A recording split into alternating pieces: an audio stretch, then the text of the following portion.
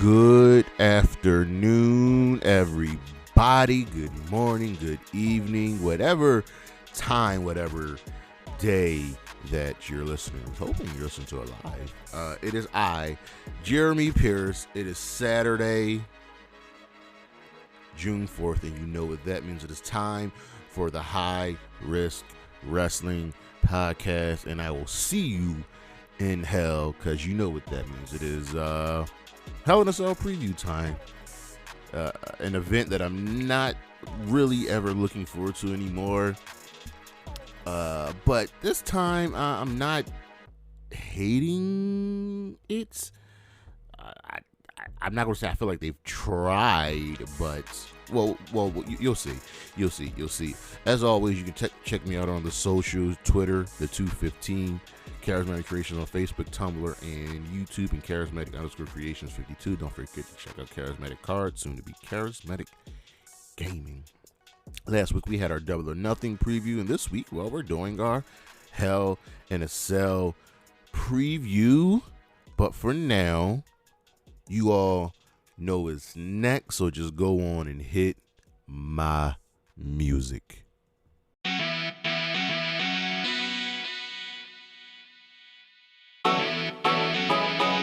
Alright, so we've got a bit of news as per usual. Obviously, we're going to pick up on a few other things that happened this past week. But first thing, as you know, Stephanie is stepping away for a minute, and her abilities were questioned internally by some WWE investors. Nick Khan is taking over. It's just weird that she would step away. They're questioning the performance, and her hiatus has been kind of blamed on this all or nothing mentality in the WWE, where everything's just gotta go right. You're either all in or you're not. No pun intended. Wink, wink, nudge, nudge. And high-level WWE officials have spoken negatively about her after announcing her hiatus. So I don't know. It smells like a coup to me. Let me know what y'all are thinking on that one. Matt Cardona is injured, possibly has torn his bicep at a GCW Downward Spiral, and NWA has released a statement on his injury. They're saying that they know he's injured, and I'm not sure if he will be able to defend the NWA Championship at, what's the next event? Always Ready with the Z. Good Lord. So we'll keep you updated on that. MJF, essentially, listen, y'all. He's frustrated that he feels he's overperformed his contract, which he has. If you guys remember what happened with Terrell Owens and the Eagles, where he signed a contract, felt like he outperformed said contract and wanted to do him with more money. That's essentially what this is. So MJF had an original contract, actually ended up getting a new contract, and then outperformed that contract. And if you can check the ratings, the numbers, he's quite possibly the number one draw in the whole company. And he's upset that, well, you're bringing in these former WWE guys and you're paying them way more than me. And they're not even on my level at this point. So, like I said with Sasha and Naomi of who blinks first, it's a matter of who blinks first. Tony is like, listen, I understand you want more money, and I'd rather pay you when we get a new TV deal. MJF isn't about that. He wants to be paid. And his promo this past week on Dynamite crushed everything else. His promo, the peak was 243,000 viewers came to watch him. That lets you know what he's doing, and that he is, well, he's ready. Like, he wants to be paid. AEW talent, they weren't aware that MJF had bought a ticket, to go home before Double or Nothing. This is really, really blowing up. Tony has always stated that he will not work. Not only, well, he can work the fans, but he won't work the roster, and they think they're being worked. That's the important thing. For Forbidden Door, the IWGP World Championship should be on the line, and the current champion is around Okada, and Okada has to be at this event. We don't know who he's going to face. There's a rumor that he would be facing Hangman Page, which may not be the case. Imagine Hangman Page losing the World Championship and then going to face Okada for the IWGP Championship. So we'll see. We'll see. I'm excited. Money in the Bank, since moving to the MGM Grand, well, guess what? It's done a lot better in its sales. Yeah, not so much for Clash at the Castle. Morrissey and Jay White are both finished with Impact. I don't know what's next for Morrissey, but Jay White just has a busy schedule, and neither one of these guys are leaving on bad terms with bad blood. They're always more than welcomed to come back. NXT 2.0 Go Home Show episode for In Your House, which I totally forgot was tonight. 534,000 viewers. This is your Go Home Show. That's down from last week, and the ratings have been going down for a minute now. This is the Go Home Show for In Your House, and you barely cracked 500,000 viewers.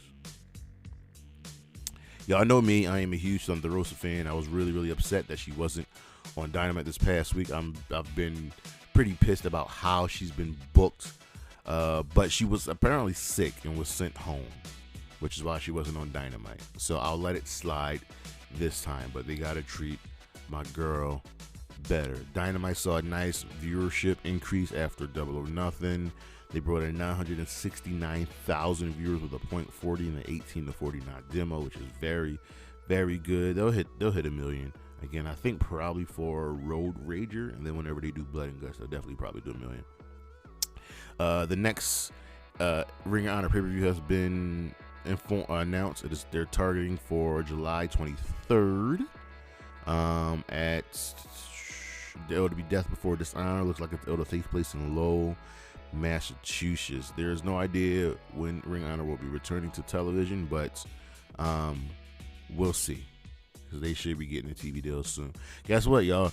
Lacey Evans is back on SmackDown, and guess what? She is back to being a heel again. I'm done to say whatever. I don't care anymore. I just don't. What brand split talent will continue to appear on both Raw and SmackDown, even though we're still being told there's a brand split, but it's only going to be certain superstars. Whatever. Sammy and Tay are engaged. You can pretty much see this coming. This is great. Congratulations to the both of them. CM Punk is injured. He announced his injury on Rampage last night, and essentially we're going to get an interim champion until he returns. He will not be gone long, but they still need a champion on the show. And Shinsuke looks like he's been injured last night on SmackDown as well. We'll have an update on that, but we'll be right back.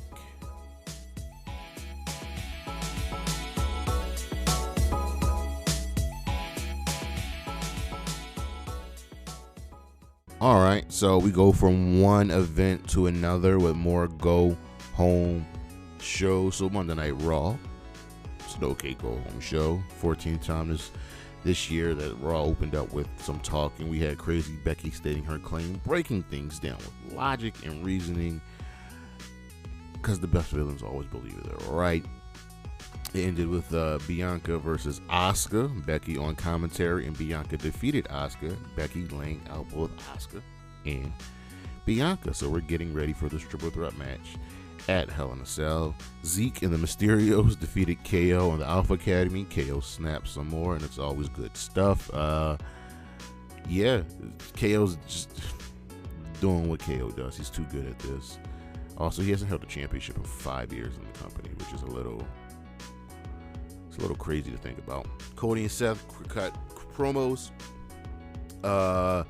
Essentially boiled down to Cody saying the same thing. Seth essentially saying, you couldn't cut it here, so you left. You and your friends tried to tear us down, and you're back. Nah, that's not gonna fly. Then they brawled, and it was one of those brawls where they got to get all management to come out, stop them from fighting. We've seen it once, we've seen it twice, we've seen it a million times. Alexa Bliss defeated Doudrop. That was neither here nor there. Miz TV with the Street Profits, that was also neither here nor there. It ended with some 24/7 shenanigans and Akira Tozawa defeating. No. Tamina beat Dana, and then Tozawa beat Tamina, his supposed wife, for the 24/7 championship. Ali beat Ciampa by DQ after Austin Theory got involved, and then Austin Theory beat Ali in a United States Championship match, but there will be a rematch at Hell in a Cell. Riddle and Nakamura won a Contenders Championship match, Championship Contenders match by DQ. Liv defeated Rhea, and then Liv, AJ, and Finn kind of laid out Rhea and Damian. No Edge. Edge wasn't there for some reason. And Lashley will face MVP and Omos in a handicap match. He also put Omos through a table. This table that Omos himself set up over on Dynamite. Fallout show begins to lay the groundwork for the future. The show was okay. It was solid. We opened up with Punk and FTR defeating the Acclaim and the Ass Boys. Punk wanted to know who he would be facing at Forbidden Door. Well, yeah. It's a crazy week with CM Punk. And he was answered by Tanahashi. Which, I mean, it was going to be a great match. We all want Punk Kenta, but we're never going to get this match. Ever. We are never going to get Punk versus Kenta. MJF. I can't describe this promo. It won't do it justice. You have to go out and watch this promo. If you can watch it on Fight TV, watch it on Fight TV. You fucking marks. So just go and watch the promo. Miro returned, the Redeemer. He's going to redeem us from the Punks, from the Cowboys, so on and so forth. He defeated Johnny Elite. He's happy to have Miro back. We're going to get blood and guts between the Jericho Appreciation Society and Eddie, the BCC, Santana, and Ortiz. We're also going to have a hair versus hair match between Ortiz and Chris Jericho. The Undisputed Elite won a 10-man tag team match defeating Jurassic Express, Christian, Matt Hardy, and Darby Allin. But there's a spotlight on Jungle Boy and Darby losing. So we're going to keep our eyes on that. We had an Athena promo. It ends in a conversation between the baddies against Athena, Chris Statlander, and Anna Jay. Wardlow won a squash match over JD Drake. I do wish they would use JD Drake more because on the indies he was phenomenal. Ruby Soho and Toni Storm defeated Britt Baker and Jamie Hayter, and it's always a great day when Britt and Jamie, well, not Jamie, but it's always a great day when Britt Baker loses. And in our main event, Mox and Daniel Garcia fought each other again in another great match. Mox won, and he'll join Eddie for Blood and Guts. Mox versus Garcia, man, these two, they just know what to do, man. Over on Impact, Mia Yim defeated Savannah Evans to gain some momentum for Queen of the Mountain.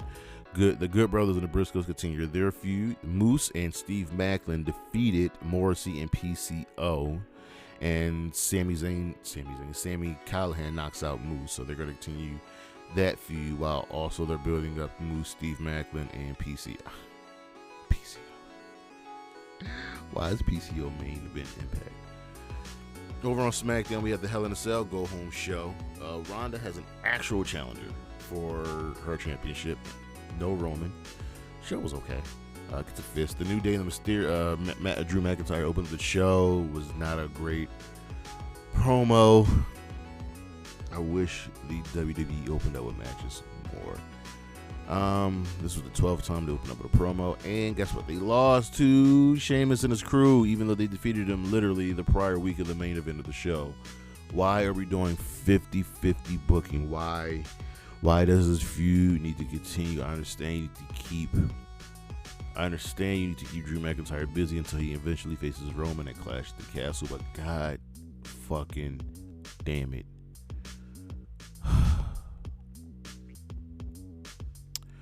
Riddle, what brand split, gets serious and he wants the bloodline. Jinder Mahal defeated Humberto Carrillo, and I guess we're doing this Shanky thing. Shanky has a new outfit.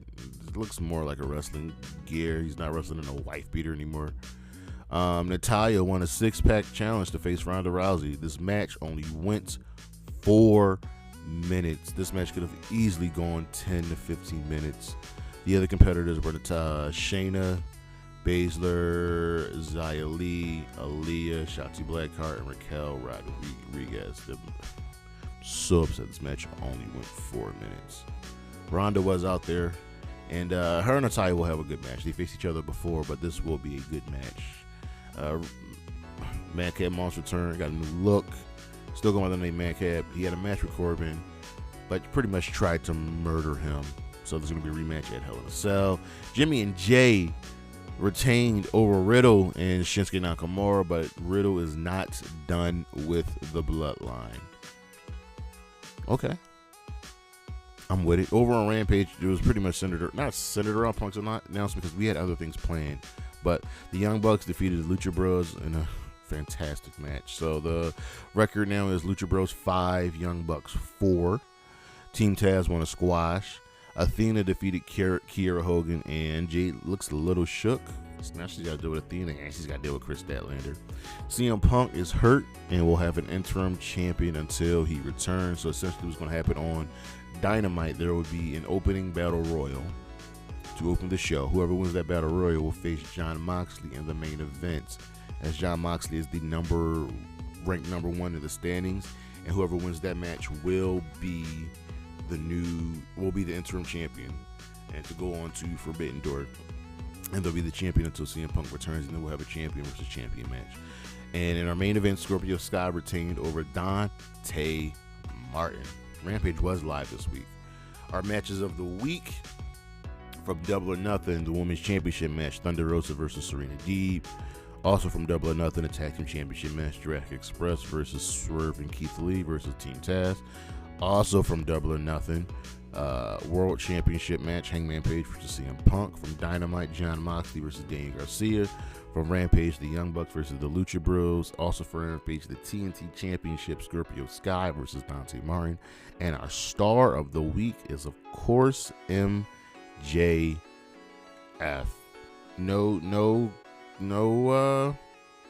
Shockingly, there were good matches on Impact, but nothing to throw it here.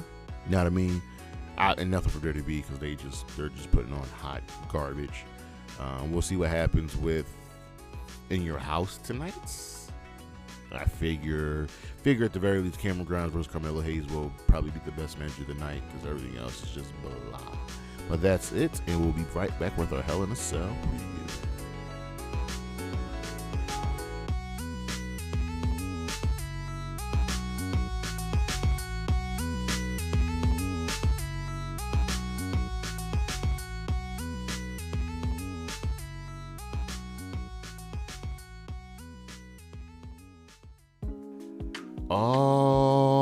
Alrighty then. Hell in a Cell. This is an event and I'm almost always never looking forward to at this point because of the overabundance and use of the cell at this point. So it's funny because it actually is it's not a bad card, but let's look at last year's show first. So don't forget, last year we had, in a span of, I'm gonna say 4 or 5 days, we had 4 Hell in a Cell matches. 4. We had 4 Hell in a Cell matches. We had I want to say Ray versus Roman on SmackDown. We had the 2 at the pay-per-view, and then we had Lashley versus Xavier Woods on Raw. Yeah. That happened. That happened in the span of 3 days. 3 fucking days.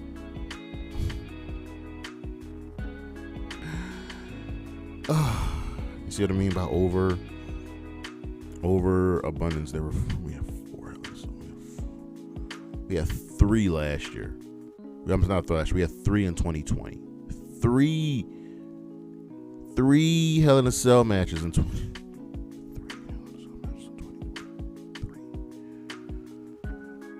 But Hell in a Cell 2021, last year's card, the pre-show was Natalya defeating Mandy Rose.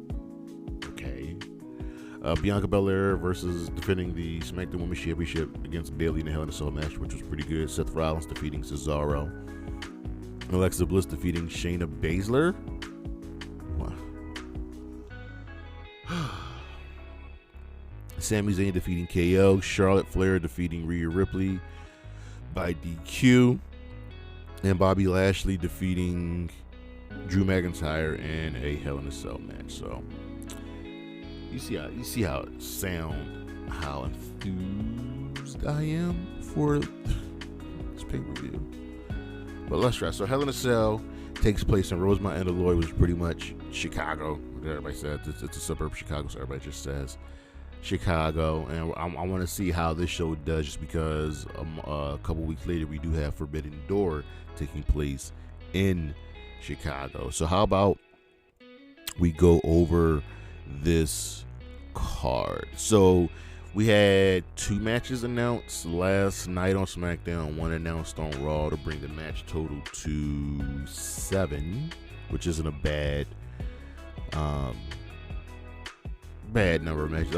I grew up with 8 matches on the pay-per-view card, but WWE is starting to run shorter shows, so maybe with less matches they can draw things out a little bit more. There's no tag team title match. There is no World Championship match. The IC title will be defended on SmackDown.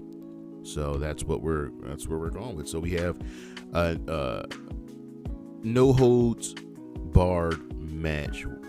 Happy Corbin versus Madcap Moss. Madcap Moss returned last night of SmackDown with kind of a new look. Still going by the name Madcap Moss.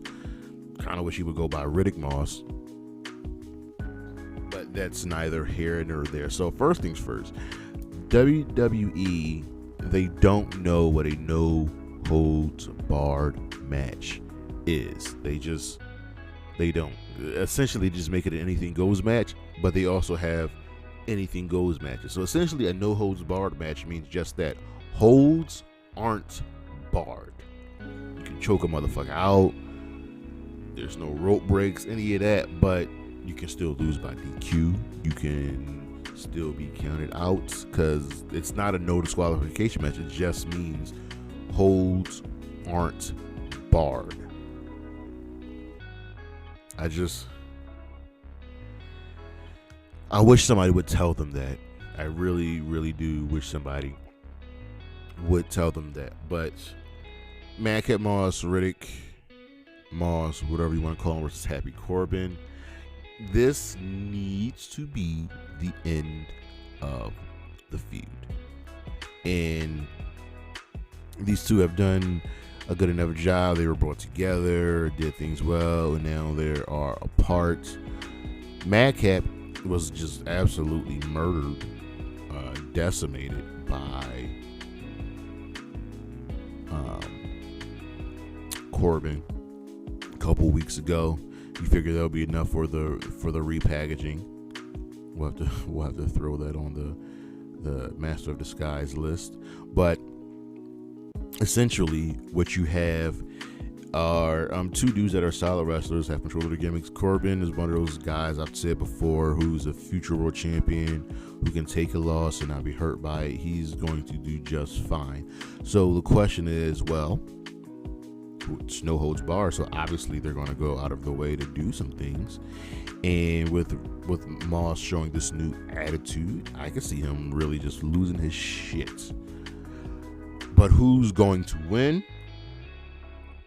That's the important question.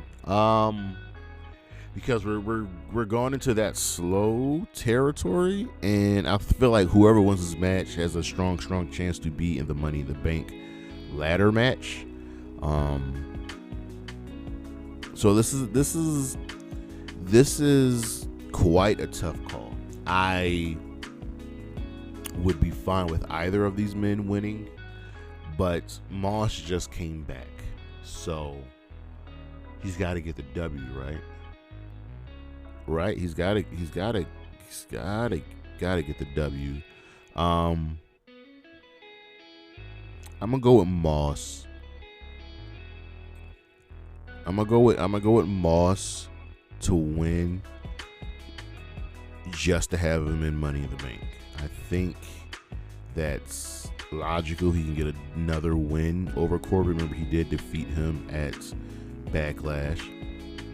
So I'd actually be fine with that. I really would. I really would. I'm gonna go with Madcap Moss. Next up, we have a 6-person mixed tag match as it'll be Finn Balor, AJ Styles, and Liv Morgan taking on the team of Judgment Day, Edge, Damian Priest, and Rhea Ripley.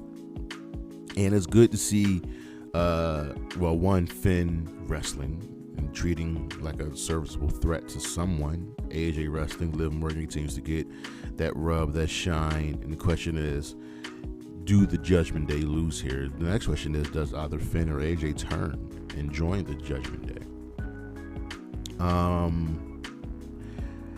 I was on Friday Night Raw last night, and I picked the Judgment Day to win.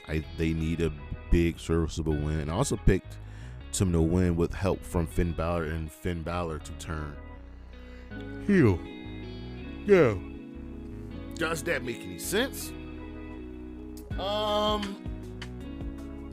really. Finn's not a guy who needs to have a heel turn. He really even hasn't even been exposed or used much as a face. But I do like the Judgment Day to win this match, possibly even with their 4th member joining. Money still on Finn, but we'll see. Next up, we have a United States Championship match between Austin Theory defending his championship against Mustafa Ali. This has been a really random feud that's kind of just popped up recently, because we just threw Ali Ciampa by the wayside. This was my fear when Ciampa was called up to the main roster, that he would just be another guy after being one of the guys in NXT. You know what I mean? But Theory continues to get this push, and now that he's champion, I'm kind of wondering, are they going to pull the trigger on him for Money in the Bank? So his match here is quite important, because I've said time and again, I do think he's the strongest contender, the strongest possibility to win the Money in the Bank ladder match. He's got to be put into it first, but I think if he is in it, he will win. So I'm a go with this caveat, because I think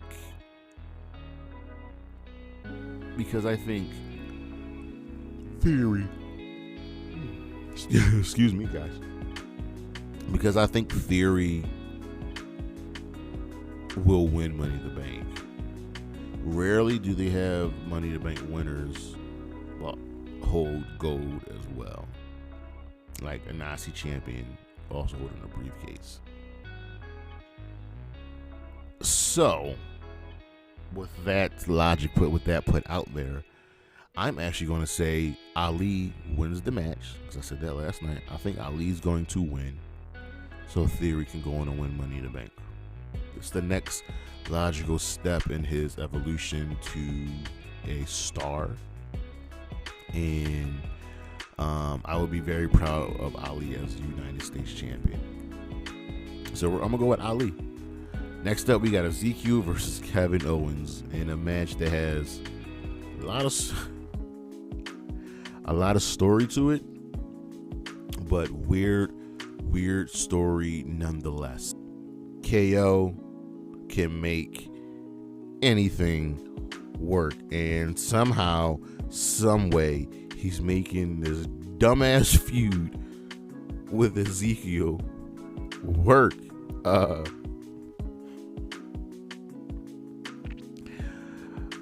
I essentially just want to see Ezekiel win so Kevin Owens can snap some more.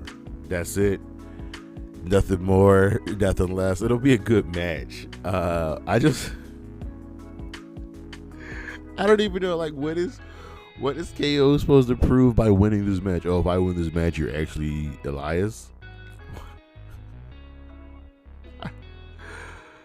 I don't know.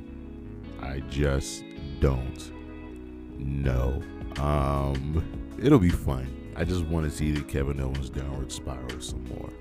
So I'm taking Zeke to win. Not Ezekiel Jackson, just Ezekiel. Next up, we got a handicap match. Bobby Lashley versus Omos and MVP. The third time we're seeing these two fights. I don't think they fought. Did they fight at WrestleMania Backlash? I'm just thinking about that. Did they fight at Backlash? They did. This is the fourth time MVP and Omos and Bobby Lashley are going to fight. This is the fucking fourth time. So MVP won the Almighty Challenge and he got to choose the stipulation. And I hate when they have these choose the stipulations matches. Because the stipulation pick just doesn't make any sense. Why would you choose a handicap match? Help me understand. Why would you could choose any stipulation you want. Anything. I'm going to choose a handicap match. Make it make sense. Make it make some fucking sense.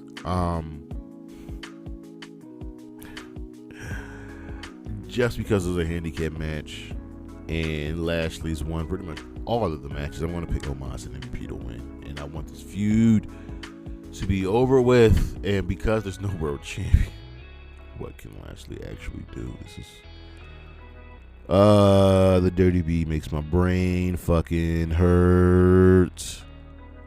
They make my brain hurt. They make my ass itch. Just take MVP and Omos to win the match. Just Raw Women's Championship triple threat match. Bianca Belair defending against Asuka and Becky Lynch. So essentially, we're rehashing Becky and Bianca. They already gave away Asuka versus Bianca on free TV. So. And I don't think Bianca's going to lose here. This match will be good, and I really need it to be a showcase more so for Asuka than either of the other two women. She had just come back, and it sucks that she's probably going to lose a major feud already with just returning. It sucks. I mean, triple threat matches, no DQ, no countouts, none of that special stuff. You know what I mean? So 15-20 minutes for this? Actually, no, 15 minutes with Bianca winning. I just hope she doesn't pin. Now, see, they got me thinking about the person that doesn't get pinned, they lose, and then, oh my god, they're gonna find a way to do Bianca versus Becky because we got Money to Bank coming up and we got SummerSlam right after that. So I'm just going to take Bianca Belair to win this match, to have another solid reign. We'll see what happens.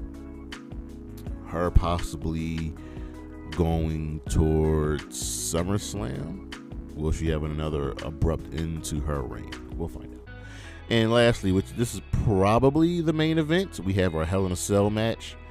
Cody Rhodes, Seth Rollins for the third straight time. So first of all, this will be the match of the night. I don't think there's any question about that. But a third straight time. Why? I hate when feuds get dragged on. What? Cody's already won the first two matches. Why are we having this third match? What does he have to prove? What? Because Seth said some things about Dusty, about Cody and AEW. It's frustrating. it really, really, really, really is just quite frustrating that we have this here, but it's going to be a good match, and I expect these two dudes to give it their all. They're gonna wrestle in this shitty ass, ugly ass red cell, which is it's also really annoying. I actually like Seth to win here. I do. I actually like Seth to win here. And here's the thing: if Seth wins, they can drag this out some more, and I don't want them to drag this out some more. Fuck it, I'm picking Cody. I'm picking Cody because I don't need this to continue. I'm picking Cody. Cody wins. There will be no blood. There will be no big spots. There will be a lot of weapons because that's what we do with Hell in a Cell matches now. They're just watered down cage matches. So, look, that's the Hell in a Cell preview. One more time, Madcap over Corbin, the Judgment Day. When there's matches, Ali wins the United States Championship, Ezekiel over KO. Omos and MVP over Bobby Lashley. Bianca Belair retains the Raw Women's Championship, and Cody Rhodes wins the Hell in a Cell match. So there it is. Thank you. That's the Hell in a Cell preview. Let me know what you think. Let me know what your picks are. Don't forget to like, comment, and subscribe if you're watching this or listening to this on YouTube. I would greatly, greatly appreciate it. Thank you one and all for just giving me the time of day, taking the time out to just listen to me, and we can talk wrestling. I can't wait to talk to you guys some more. Next week, we'll be looking at transitional champions. Oh my God. Transitional champions in WWE, WCW, NXT, AEW, Impact. This is going to be a good topic, and not just world championships, tag team championships, mid-card belts, women's championships. This is going to be good. Also, always check me out on the socials, Charismatic Creations on Facebook, Tumblr, and YouTube, Charismatic_Creations52 on Instagram, the 215 on Twitter. Always check out the link tree for more links. And as always, Xylee. Should I give my... fuck in your house. Fuck it. Xylee, Gigi Dolan, Nikita Lyons, and Wendy Chu. As always, holla at your boy. Peace.